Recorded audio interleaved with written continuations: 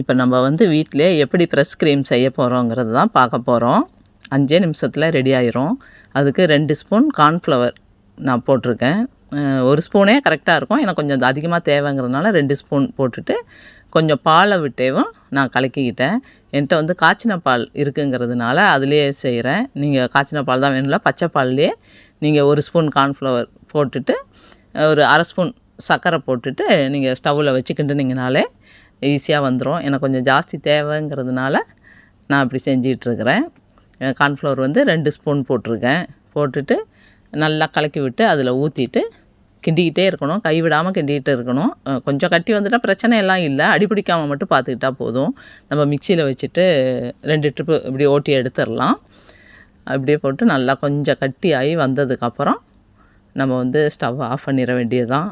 Of பண்ணிவிட்டு தான் நம்ம ஆற வச்சுட்டு அதுக்கப்புறம் மிக்சியில் போட்டுட்டு நம்ம சும்மா ஒரு 2 சுற்றி எடுத்தாலே போதும். ரொம்ப சுற்றணும்னு அவசியம் இல்லை. இதில் வந்து நான் நெய் போடலை, வெறும் கார்ன்ஃப்ளவரும் அரை ஸ்பூன் சர்க்கரை மட்டும்தான் போட்டிருக்கேன் பாலில்.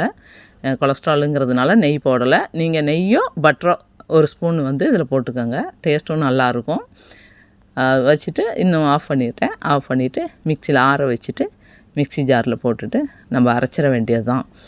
எனக்கு திக்காகவும் வேணும், கொஞ்சம் லூஸாகவும் வேணுங்கிறதுனால 2 விதமாக நான் இப்போ எடுக்க போகிறேன். இப்போ வந்துட்டு ஆறுனதுக்கப்புறம் கொஞ்சம் ஃபஸ்ட்டு வந்துட்டு கொஞ்சம் திக்னஸாக அரைச்சி எடுத்துக்க போகிறேன். ஏன்னா இன்றைக்கி நான் வந்துட்டு பன்னீர் கிரேவி செய்ய போகிறேன். அதுக்கு கொஞ்சம் திக்காக வேணும், அதனால் இப்படி அரைச்சி எடுத்துருக்கிறேன். இதில் வந்துட்டு வேலையோ கஷ்டமோ எதுவுமே இல்லை. கடையில் நம்ம 65-70 ரூபா கொடுத்து வாங்குறதுக்கு இது வந்துட்டு சூப்பராக 5 நிமிஷத்தில் நம்ம செஞ்சு எடுத்துடலாம். பார்த்தீங்களா, இது மாதிரி சூப்பர் க்ரீம் நமக்கு கிடச்சிருச்சு.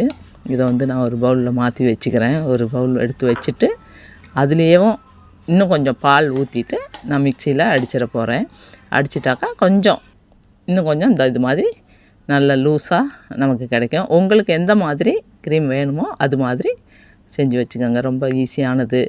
நான் வந்து இந்த ப்ரெஸ் க்ரீம் எதுக்கு யூஸ் பண்ண போகிறேன்னு சொன்னாக்கா பன்னீர் கிரேவிக்கு தான் நான் இப்போ செய்ய போகிறேன். அது மசாலா எல்லாம் போட்டு ரெடியாக வச்சுருக்கேன். இந்த ப்ரெஸ் க்ரீம் எப்படி செய்யணுங்கிறதுக்காக தான் இந்த வீடியோ. அதனால தான் பன்னீர் கிரேவிக்கு செஞ்ச எதையுமே காமிக்கலை. அது போட்டுட்டு இந்த க்ரீம் அதில் ஊற்றிட்டு நல்லா எல்லா மசாலையும் நான் போட்டுட்டேன்.